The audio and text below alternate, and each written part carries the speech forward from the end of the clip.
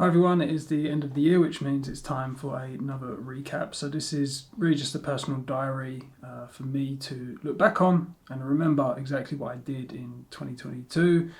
Not really much to learn here, but you are welcome to listen along as I kind of document what I did in 2022. So the start of the year was pretty hard. It was the end of COVID. We was just kind of coming back to normality after being in the lockdown. But for someone like me who struggles with social anxiety, it was pretty difficult to come back and start doing social things again. And I talked about it a little bit in my previous vlog, but COVID was kind of like a blessing and a curse really for someone like me who just likes to stay at home and just do their own things. I'm very, very happy just kind of being by myself and just working away. Being told by the government that you need to stay in your house and you can't leave it basically was like a blessing in disguise really. But obviously the curse is that for someone like me with social anxiety, it just makes it worse when you've got to then come back and do social things.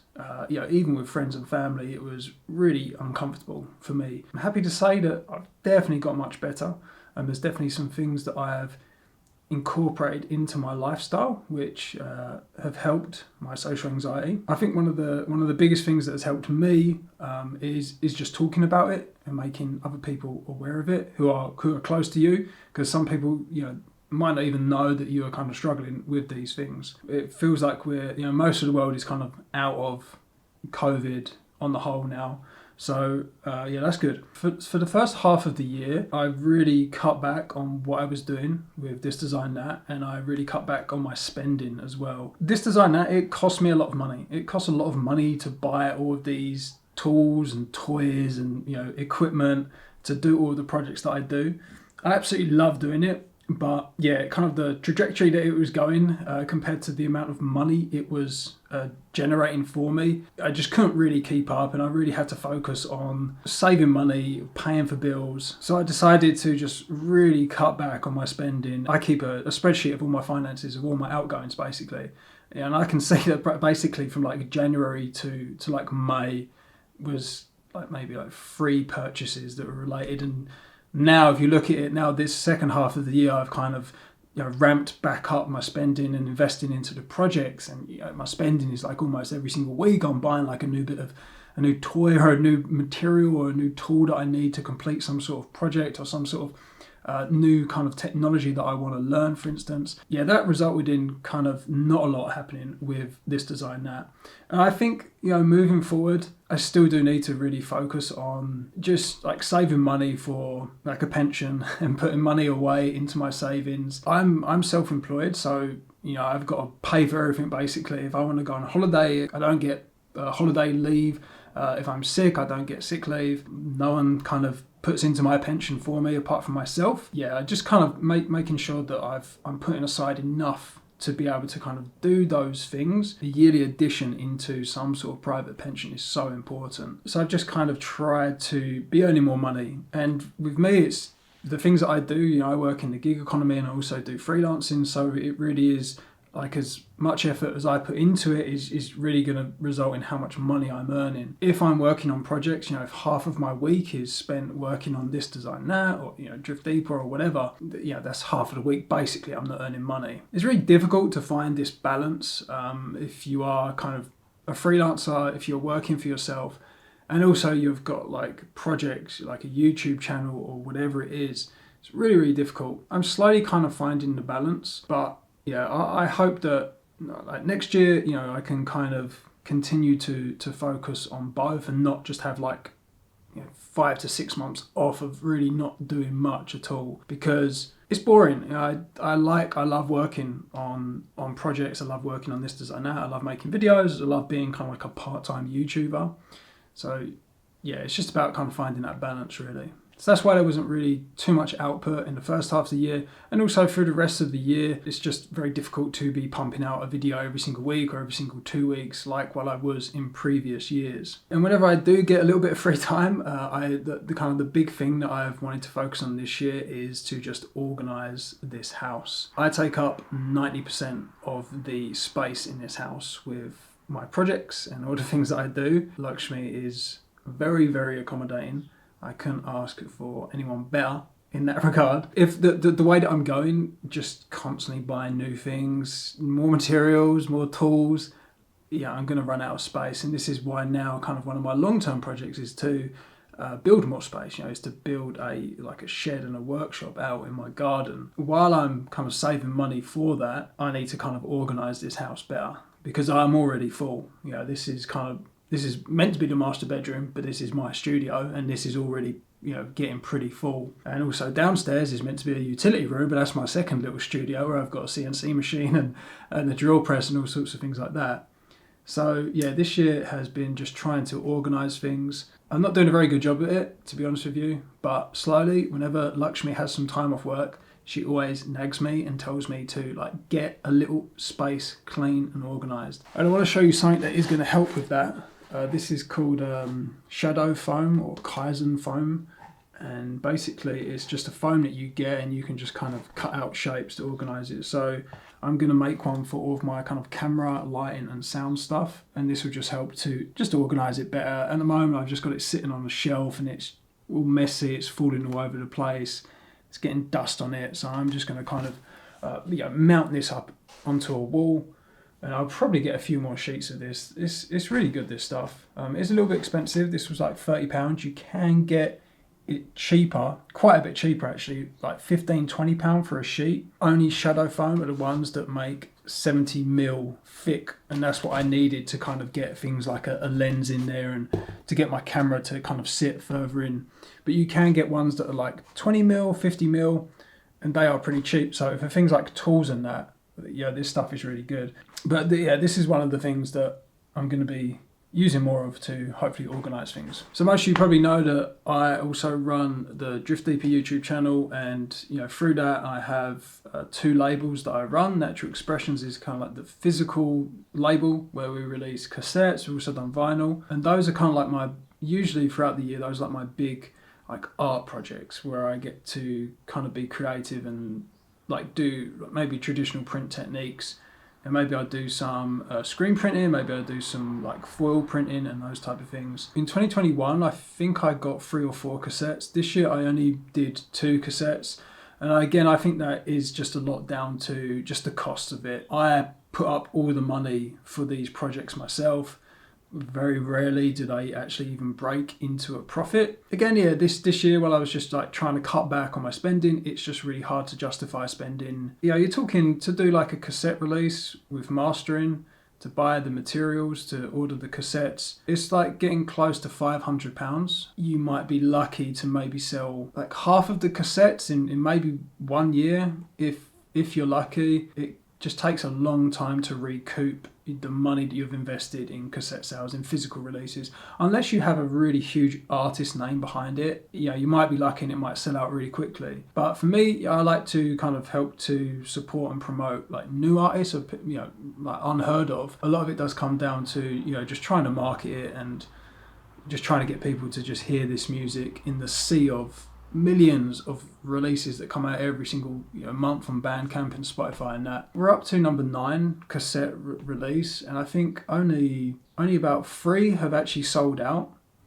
And even then, you'll be lucky to maybe break even once you kind of put in all of the costs and the time it takes me. I don't charge for the time it takes me, but I'm working on these projects for months, and I'm not asking for anyone to pay me. Obviously, I'm making it hard for myself because I'm trying to do foil printing, screen printing, all these things. It does take a lot of time, and it's because I want to do it as well. But you kind of add that into it as well, and again, that's just another reason why I've just tried to scale back on the releases this year.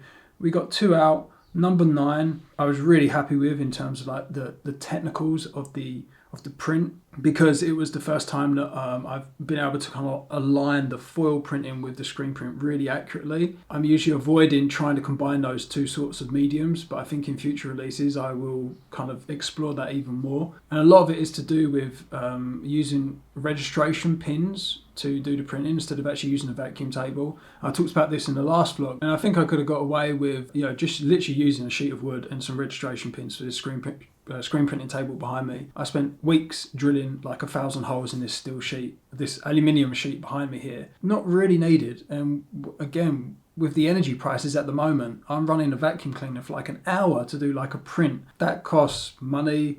And yeah, I think anyone that is looking to get into screen printing at home, just get some registration pins. They are amazing for registration and they work amazingly well. I'm always happy that I can at least get some cassette releases out every single year. Next year, I don't know, let's just say 2 cassette releases again. I hope that I can get out. But also we've got a vinyl release coming out, and that's an even bigger investment. That one has actually even sold even less than my cassettes, the last vinyl release we did. So that is even a bigger loss. Yeah, I want to do another vinyl release purely because it's one of the best ways that you can get some big artists onto your label to work with you. Most big artists don't really care about a label doing a digital release. In all honesty, they can just self-release it themselves. I wanted to get some big artists on this vinyl with this one track that I initially found, which is amazing. And I wanted to get some big artists to kind of complement it as well. I want to do a laser cut vinyl cover. Again, this is like another unnecessary maybe investment, but so with a lot of these like cassette and vinyl releases, I like to kind of like learn a new print technique or something like that. A laser cut is like the last micro manufacturing process that I don't have in this house.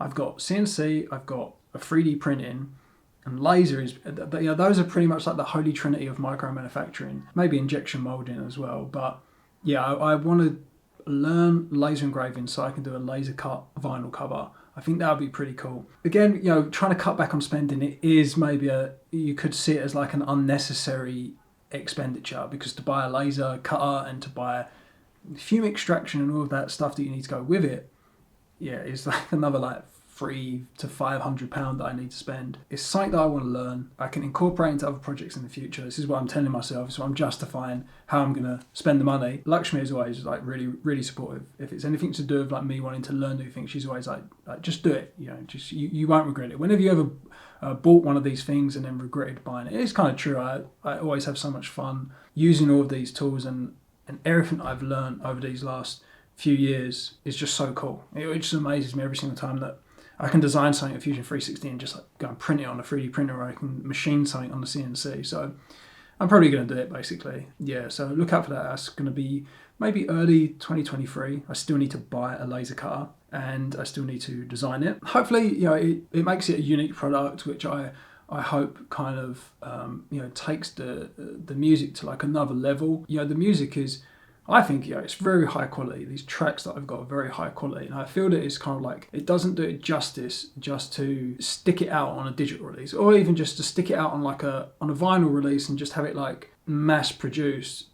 The music is special, so I want, for me as like an artist, I want the packaging, I want the artwork to be special. So that's kind of hopefully what I'm trying to do, and hopefully people can see that, and hopefully it does help with the sales. I set myself a few goals at the end of 2021 that I wanted to do, and it was like daily practices, and I can safely say that I've failed to do that. They were to draw every single day and to do sketching, and also to, you know, do some sort of like learn music production.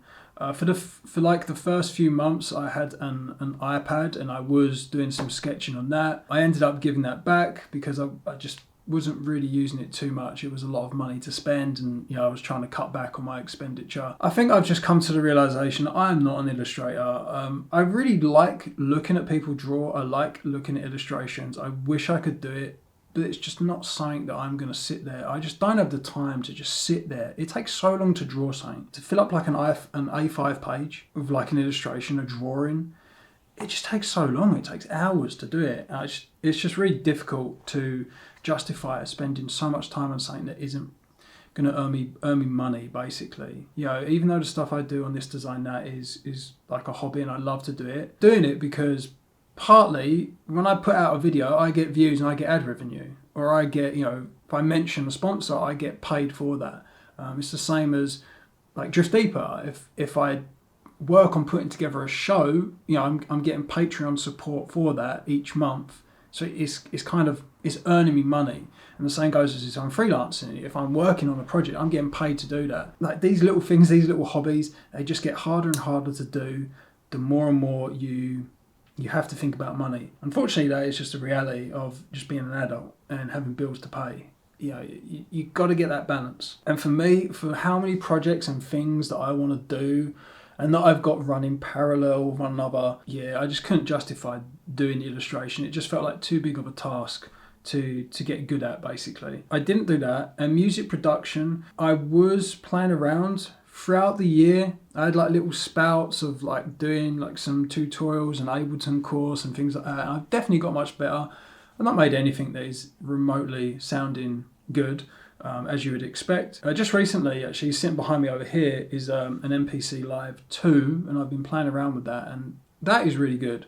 That feels like much more like a door in a box. The Digitact was really more of like it's like drum programming and a sampler. It doesn't really have anything synth based, but the MPC Live is everything. It's got drums, it's got synth engines, it's got effects, and you can really make a full track on that. The Digitact you can, but it's just such a convoluted process to make like a synth sound and all of that. The MPC Live 2 is really, really good, but again, it's it's like £900. I can't really justify spending that. I've tried it out, and I'm gonna sell it. I just like to buy these things, try them out, and maybe I'll sell it. Maybe I'll lose maybe £100 or something like that. But at least I've got to have some experience with this new tool, and I can see if I'm gonna maybe use it in the future. I think also a lot of it comes down to just like shiny new object syndrome. When I initially get a toy, I'm kind of like religiously researching it, using it. And after like a few weeks or a month, something else pops up in my head. I need to start working on another project. I'll start researching something else. I think with music, like the gear acquisition syndrome is a very real thing. And I say to myself, I just wish that I had like a massive room full of Euro racks so I could just experiment with music all day. But in reality, again, it's not going to earn me any money. It's very hard to justify spending that amount of time and such a hill to climb to learn this new skill that doesn't result in any sort of additional income. Again, as I keep saying, it's really hard to strike that balance. I think I will always try and learn music over the next like 10 or 20 years and just every single like few months maybe just try and pick up a new tool and sell it on, or maybe start to do something in Ableton. I certainly haven't been doing these things every single day. The one thing that I have been doing every single day is meditation. That is one that I've set myself years back. Happy that I kind of continue to do that. And to continue on from health, I was glad that I managed to do a fast again this year. I did a 6-day water fast. I try to do one every single year. I'm already dreading the one that I've got to do next year. I really don't like it. I'm someone who really does love food. It is my only addiction in life. I don't drink, I don't do drugs, I don't really do anything else. Food is really like my drug. So having to not eat for 6 days is incredibly depressing. The health benefits are worth it. Glad that I did that in 2022. Going to be doing it again in 2023. I had to stick on a jumper, it's getting cold in here. As I said, the windows are terrible in this room, so if it's cold outside, it's going to be cold in here. But to continue talking about health, we discovered 2 really cool things this year that have really improved our general well-being for Lakshmi and I. So we listen to like various different health podcasts. Huberman podcast is probably the one that we listen to the most, and we've known for quite a few years about like the benefits of hot and cold therapy. So we was thinking of building a sauna in our house or like in the garden. I decided not to because I'm probably the one who'd have to maintain it, and I know that I'd probably just get lazy and not clean it, and it would probably just get a load of mold in it or something like that. So for like months and months and months, we were looking for a place that had access to a sauna. Now, there are places that you can go in London, and the cheapest you'll pay for a kind of like a spa session is like £20 for like 2 hours. And it's really difficult to find unisex. I want to do it with Lakshmi. It's really nice to just sit in a sauna with her and just spend time with her and chat with her. So for the longest time possible, we just could not find a place where we could do like a sauna and also do cold showers. Luckily, our local sports centre has those facilities. So we switched our gym membership to this other local health centre. We get access to a gym, we get access to swimming pool, and also we get access to unisex steam room and sauna. And it is brilliant. I absolutely love it, and so does Lakshmi, especially now in the wintertime when it's really cold. Being able to just go into a sauna is so nice. And it's just like another thing that we get to do together. I know that Lakshmi always wants to do things with me, and because I've got so many like projects and hobbies that I do by myself, she always gets kind of like depressed. I could spend the whole weekend just like working by myself on projects, and rightly so. She'll get lonely because I can just be up in this room or whatever. It's always nice to have something that we can do together. We can't do like CNC together. We can't do 3D printing together. Or we can't do screen printing together, for instance. So it's really nice to just try and have as many things that we can do together that we both enjoy. Steam room and sauna was one thing, but the biggest thing that we have like discovered this year, our new love, and I'm really happy that Lakshmi's found it, because she didn't really have like a sport or an activity that she really loved. Like, I love going to the gym. I love like working out. We did have, during COVID, before COVID, we had a table tennis kind of set up in our local shopping centre that was free, and she really loved that. But then that closed down because of COVID. We discovered Bouldering this year. A local bouldering gym was set up just before COVID, and we went to it and we just like fell in love with bouldering, and Lakshmi absolutely loves it. We was going once a week. My hands were too fragile to go more than once a week, but now I think the skin on my hands has got a little bit tougher, and we can do like 2 times a week now. So that's been amazing. If you've never done bouldering, and if you've got like a local bouldering gym, I'd highly recommend going and check it out. It is a lot of fun. It's a really good exercise, and generally like the community in bouldering gyms is always really good. It's a really friendly place. It's not like a gym. Like, I know you do sometimes talk in a gym, but typically you don't in like a bouldering gym.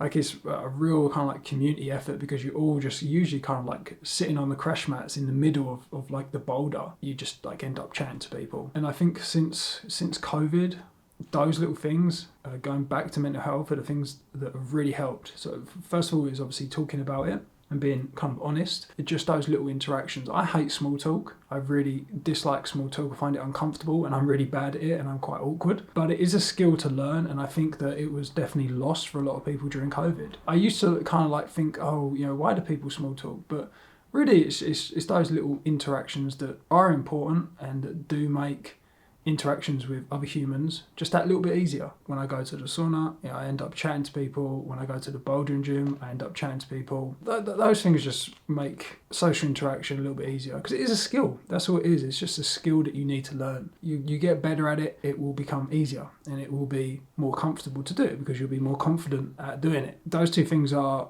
really good for our well-being, and it's really nice to see something that like an activity, like a sport, that Lakshmi absolutely loves. Like, she always said, like, she can't imagine like ever being like really like wanting to do something, really like loving to do some sort of activity. Like, I would always go to the gym, but she'd be like, don't really want to do it. It's not really super exciting for me. But she's found this, and it's just like all she can think about now, which really helps with things like stress and your well-being. You're not just constantly thinking about work. You can kind of like pull yourself away from something because you've got something exciting to think about. And just those little things just help to make your general life a little bit easier, I think. Another huge addition to our general well-being has been that we have discovered a neighbour's cat in our garden this year, I think, or maybe early last year. And just over time, she's just become more and more friendly with us. I did think it was a stray cat for ages. She was at the back of our garden during the winter time all the time. Turns out, she likes being in our garden. Basically, she fights with the owner's other cats. I think this owner has 3 cats, and they always fight, and we've seen them fight. And I've seen Missy is the cat's name. She's come in and she's got like scratches across her face, across her nose a few times. So they do definitely fight, and I think that she just wants some peace and quiet, basically. So I think she's decided to spend more time with us, basically, because she's just fed up with fighting these other cats. And just over time, she's just spending more and more time in the house, and it is just really nice. We absolutely love this cat. It's definitely made us think about getting a cat of our own, or maybe a dog or something like that. I'm sure other cat owners know how much joy they bring you. If you watch some of my recent Drift Deeper shows, you will probably see her in there if you're wondering what she looks like, but her name is Missy. One of the big projects that I got done this year was building the Voron 3D printer. That printer is really good, and it's a very good DIY project. The LDO kit is very good, actually quite easy to put together, and you learn quite a lot, and I kind of feel that I'm definitely learning more about 3D printers. I can much more confidently take them apart and understand how they work now because I've got this DIY printer. And I think for anyone really, I think going the DIY printer route is probably the best way to go, unless you are in a work environment and you just need something to work straight away. You need to start pumping out prototypes or products that you're selling, then fair enough. But anyone who is just interested in 3D printing, I would highly recommend a kit. If you've got the money, then like a Voron is a very good kit to get. Also, I worked on another electrical project earlier this year in building some LED tube lights for my Drift Deeper shows. Yeah, all this kind of like electrical knowledge, I'm absolutely terrible at it. What I wanted to do is just like slowly build up this knowledge with like the end goal is to rewire my CNC enclosure. I kind of want to have the knowledge to be able to confidently do that. And I feel like, I've definitely kind of gained some knowledge this year, which is good. So I think the Voron was actually the biggest project that I did this year. I don't think I've got any other big ones that I really did. And if I'm just looking through my videos here, there's not really too many, to be honest with you. Yeah, the Voron was pretty much the video that I did. And also the upgrades that I did with it as well, which are, again, a nice learning process of kind of like additional things that you might need with your 3D printer. And again, it's like little bits of wiring, which is really nice. I installed the Nevermore air filter, which is really good if you are printing with ABS. Just like little things like installing LEDs onto it. There are a few other little tweaks that I'm going to be adding to that Voron. I would, in the future, like to start experimenting with SLA printers as well. That would be pretty cool. I do want to get resin printers because I know that there are high temperature resins that you might be able to use with foiling, which would be really interesting, but I need to get a printer first for that. The other thing that I am working on this year, but which I haven't finished, is a book plow, which is going to be like an Arduino powered book plow. I want to take like a traditional bookbinding tool and I want to try and like automate it basically with motors. So I'm going to kind of like move this cutter drive it with stepper motors, which I'm working on at the moment, which should be pretty cool. And again, this is like another electrical project that I am able to tackle now because I've done these little projects working with Arduino and working with the Voron. It's definitely helped, and this is what I really like, that you do projects, they might seem really, really difficult at first, but once you do a little project, it will feed into another project, which will feed into a bigger project. And then like in a few years' time, like I remember when I was at university and I saw people doing 3D printing and doing like CAD, and it just like blew. I was like, I'm never going to be able to do that. But slowly over time, like I can now use Fusion 360 like a sketchbook. I'm pretty good at it now, or I can just kind of like sketch away and I can understand it. So that's what I love. That's like the best thing. I love learning new things and seeing how you get better at something. It's just really rewarding. So we've got the book plow that I'm working on. I might chop up my screen printing table and make it smaller. I haven't really got a need for more space in this room at the moment, but this table does take up a lot of space. I only do screen printing a few times a year, and maybe I will get other things in this room. Doing like soldering and those type of things. A little soldering table would be very, very helpful. So we'll have to see with that. Probably my biggest purchase actually this year was a new camera. I ended up selling my, G85 Panasonic, and I got a Lumix S5, which is really nice. It's really nice to go back to full frame. I did used to have a Canon 5D, which wasn't video, but it was a full frame camera. I really do like the look of full frame. The depth of field, the shallow depth of field is much easier to get on full frame compared to micro four thirds. And also I've just started to pick up vintage lenses again. The problem with the L mount lenses, full frame lenses, is that they are very, very expensive. Back in the day with my 5D, I did have some good lenses. I did have some Canon L lenses, but I sold them all when I went traveling. Yeah, I'm just kind of like slowly rebuilding my lens collection. So one of the lenses that I picked up this year is a macro lens. I do a lot of close-up shots of things you may see in my videos, and I like being able to really get up close and see like textures and those type of things when I'm doing videos. This is the Minolta MD Record. This is the 100mm f4 macro lens with the extension tube and then with the MD to L mount adapter. It's really, really nice. The shots that you get on this, you may have seen some of the macro footage that I've included in recent videos. This is from this. I picked this up for £130 with the extension tube. Yeah, I mean the quality that you get is comparable to modern day macros. Yes, it's manual focus, but for macro, you're probably going to be using macro. You're going to be using manual focus anyway. If you wanted something like this, full frame and modern autofocus lens, you're talking hundreds and hundreds and hundreds. So much more. I love these vintage lenses. I'm definitely going to start picking up more of them because for a lot of video, I mostly do manual focus anyway. I don't do run and gun stuff. It's always just sat on a tripod and just recording in the studio. Another vintage lens that I didn't even have to buy. This is my dad's old Olympus Zico 50mm f1.8, kind of like the nifty 50. And it's really nice to be able to use this. It's been sitting on my OM2 film camera for years and not really shooting film that much anymore, so it's really nice. You just get an adapter and then you can start using it. I've got a nice 50mm 1.8. The quality of this lens is really, really good, so you can pick these up for like under £100 easily. For video, yeah, they are really good. So that was definitely by far the biggest investment that I've made into the channels, which was a new camera. The main reason why I got this camera actually was for the Drift Deeper shows.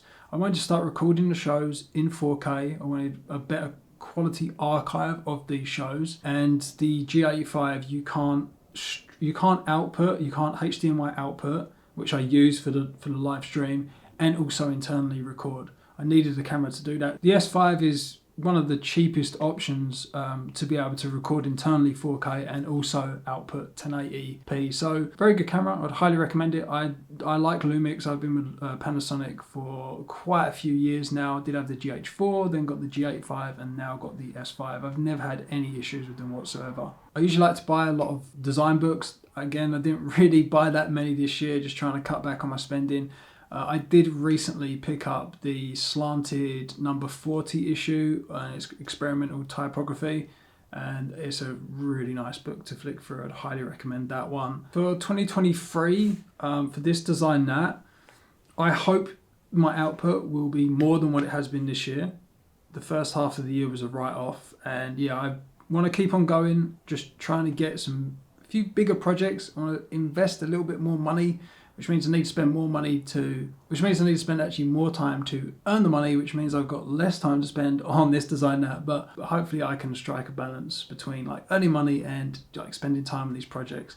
But the Arduino powered book plow is one of the things. I would like to get letterpress. That is another printmaking technique that I would like to incorporate into the cassettes. So maybe that is something. A resin printer to be able to test if I can do foil blocks. That would be pretty cool. Maybe organize this room a little bit better. If I do get another like tool in here like a letterpress, maybe I will chop up this screen printing table. At the moment there's no need, and I guess that the big project is just saving up for a shed and a workshop, and then once I've got that built, it's spending even more money putting all of the tools in there. I want to do metal lathe work. I want to get a manual milling machine, and I also want to get a lot of woodworking stuff in there, and then also welding. I probably will do welding next year. It's a tool that I really want to learn, and I would like to work with steel and just little things like building a bracket so I can mount my motor onto a wall and just other bits and pieces. But it's a skill that I've always been very interested in, and would like to learn it. And personal goals, I guess, is to keep on doing my meditation. I don't really have too many other like daily goals that I have, just to keep on doing what I'm doing. Really, I'm really happy with my life in general, and I hope that I can just kind of continue in that fashion. Hopefully I can get a bit better at fasting. It's something that I would like to get better at mentally, not make it such a kind of a depressing week, basically. I think that will help to build some mental fortitude, to kind of have a bit of a more positive outlook on it, and just not to waste time waiting to eat again the next week. Because that's what happens when I fast. I just want to kill the week. I just want it done. And I am really unproductive, and I hate being unproductive. My other channel, Drift Deeper, is going really well. Getting lots of support as well through there. Lots of nice comments, YouTube members and Patreons. I'm not really sure where to kind of take that. Like I do the bi-weekly shows, and I kind of like promote music on there as well, like every other few days. Maybe just keep it as it is. There's not really any need to kind of change anything, really. I'm having a lot of fun with it, and that's kind of the most important thing, really. I hope that we all stay healthy. That this year, Lakshmi's father had a kidney transplant. Her mum was the person who donated the kidney. They have been kind of on the mend now. Lakshmi was living with them, being like basically a carer to both of them for a few months. So it's nice that they are pretty much fully recovered now. They're definitely over the worst of it. They're both doing fine. It's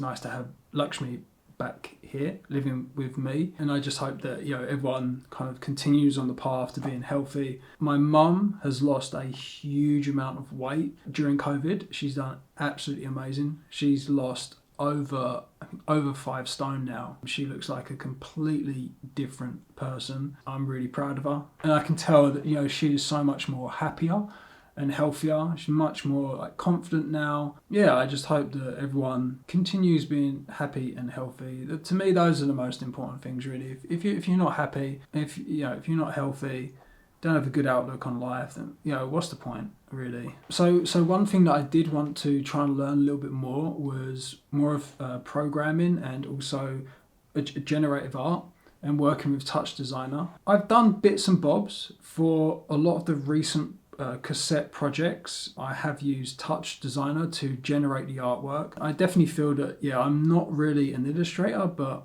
I'm much more interested in having a computer do the hard work for me. I really like doing generative art. It's really cool. I love the fact you can just generate thousands of iterations of patterns, and you can just flick through it, and you can just pick out one. I don't have to draw every single one. It would take me years, but I can flick through iterations of these designs, and I can pick out what I'm seeing in my head, but maybe I'm just too lazy to actually draw, or to kind of formulate onto a bit of paper. And I've got Touchdesigner is really difficult, and this is a plea to all of the Touchdesigner tutorial makers on YouTube. You're absolutely amazing that you produce all these tutorials, and I've learned a lot. But honestly, every single tutorial that I come across on Touchdesigner, no one actually explains what the things they're adding into that software actually do. Every single tutorial just goes through the steps, and they do not explain it. And I find myself doing hundreds of tutorials, and you don't really understand what all of these things do, all of these various different, sops and chops. You can add all these things in, you can connect things. There's so many settings that you can change, but no one actually explains what is actually happening in the software behind the scenes. I know the reason is that because it is probably so complicated, and it would probably take hours. But if anyone knows of any tutorials that really go into detail into the theory behind what these things are doing in Touchdesigner, or if there is a course that I can buy, I would really love that, because I found that it's really difficult to get an understanding of what these things are doing in Touchdesigner. But I really do like using it. I'm not someone who's probably ever going to code, so I don't think using something like processing is really going to be something that I'm probably going to incorporate. But Touchdesigner, it feels definitely much more visual. And also recently, I love the fact that I have learned how to incorporate my Digitact as a MIDI controller with Touchdesign. It is really cool. You can basically assign various different parameters in TouchDesign to your Digitact, and then you can just tweak it with these knobs, and you can change your designs and generate so many different cool patterns. And it's definitely going to be what I'm going to use as like inspiration or as a starting point for the vinyl artwork. I want to create some sort of pattern in TouchDesigner, and then I want to laser cut it, and then I want to incorporate screen printed like gradients and colors behind that stencil cutout vinyl cover. That's kind of the idea that I want to do. Yeah, it's really cool to learn that type of stuff. So I think that is it. That is the 2022 recap. Thank you for listening. Thank you to everyone who has watched my videos and liked and commented, and also huge thank you to my few Patreon supporters on ThisDesignedThat. You guys are amazing. I don't know why you are donating, but it is very much appreciated. All of the money earned, you can be assured it goes into nuts and bolts and materials, as it says on the Patreon page. I really wish that I can give you more. Hopefully, just like the content that I'm putting out, just kind of like keeps you interested, or it like gives you some ideas. That is the aim of this channel. It is the 21st today. Lakshmi has been really ill the last few days. She's had a really bad fever. We're going to my parents for Christmas in a few days' time. Hopefully she is going to be okay enough. I'm starting today to get a little bit of a tickly throat, and I've been coughing last night. And I hope that I do not come down with what she's got, because I probably am not going to go and see my parents at Christmas, which would be really annoying. It's the worst timing as usual. But hopefully we'll be at my parents for Christmas and we'll eat lots of nice food. Shortly after that, it's my birthday, and then it's New Year. I'm going to try and get some stuff recorded, but I'm probably not going to be getting too much done for the rest of the year. I hope everyone's year has been good. Look forward to seeing you all in 2023.